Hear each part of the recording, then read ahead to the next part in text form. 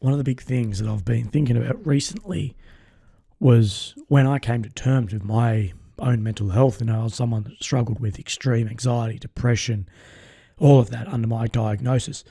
And I really thought there was no way out, that, it was nothing I could do.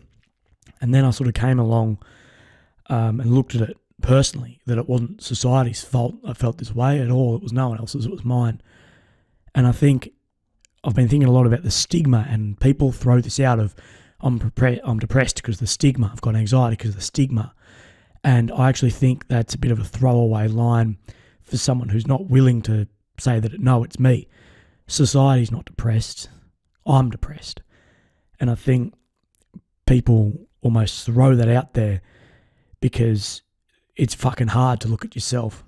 And it was fucking hard to look at myself in the mirror when I felt like that and think, no, this is no one else's fault, this is mine, and no one else is going to get over this but me. The whole "are you okay" is fantastic, as far as, asking your mates and finding out.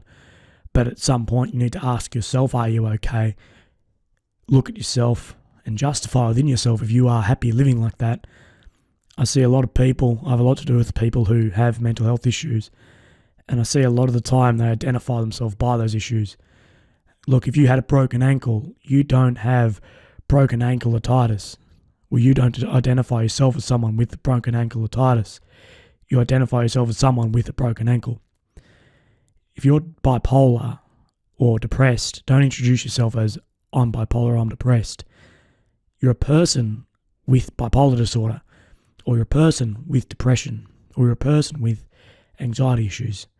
You're not anxious. You're not that the whole time. And I think a lot of people fall in the belief of this illness that they can never climb out of it. I dealt with a pretty hard situation, being my brain tumour, that will, I guess, also come to at some point. But when I sort of figured out that, a lot of people in this situation ask, why me? Well, why not me? At the end of the day, the controllable that I have is my mental health and my outlook to this. And I think a lot of people give me a sort of undue over credit for how I deal with it, that, oh, you do so well. Well, no, I just know it's no one else's problem but mine. That no one else has depression, it's me if I do. That, taking that social or personal stigma, and I think that's what exists, is it's not a social stigma to these. I have a fairly large following. I have some mates who are the toughest and roughest guys you'd ever meet. And I'm very open about my issues with mental health. And I've never felt stigmatised. I've never been sort of portrayed in a bad light. We might take the piss, but they've never been serious about it. And those same guys that you think are the roughest, toughest guys are also, they're the ones that help you the most through this. I believe this stigma that a lot of people push onto a societal stigma is actually a scapegoat being used for a social stigma. You think you shouldn't feel like this. You think you're going to be judged, and you're judging yourself. And it's a lot easier, so much easier to push it onto a society issue than looking at yourself and going, well, this is my issue. And it's easy to not talk about it and say, well, I don't feel comfortable talking about it because of society.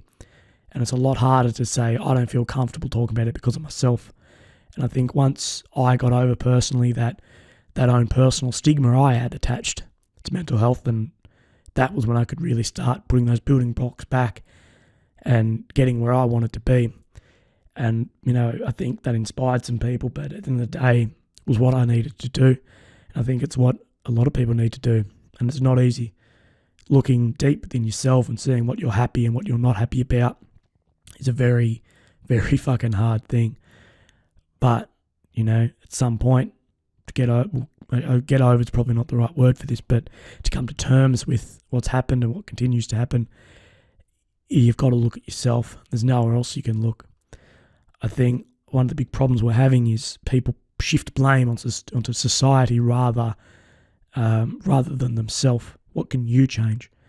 And you'll actually see you can change an awful lot.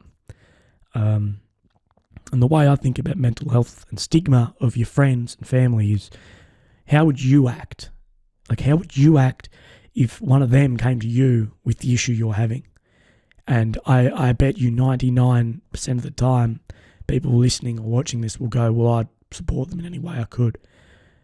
Well, you might not believe this, but the majority of people think the exact same, that if you come to them with that same issue, they're going to think and act very similarly to how you will, that they'll support you with whatever you're having. But at the end of the day, you can talk to as many people as you want, psychs, and everyone knows I'm a huge advocate for professional help. And sometimes you walk out of a professional thinking, well, fucking hell, they gave me no tools, but to talk. And the reason they do that is you need to talk and you need to come to terms with what you're talking about. It's an incredible personal journey. It's your mind, it's your health, it's your mental health, physical health. There's been times I've slipped, fucking oath. But, it's never anyone else's fault. It's mine. And the reaction you have to things is your reaction. I think Jimmy Carr, who's an incredibly offensive comedian, well, some would say offensive, sums it up well that, he's merely saying jokes. You choose to take offense to that or not. And you also choose to put yourself in the environment to be offended or not by that as well. But that's just my 2 cents on how I think, social stigma towards mental health is almost a scapegoat for your personal stigma for your mental health. That it's a way of, sort of skimming around the outside of looking into yourself, because it's fucking hard and it can be fucking scary.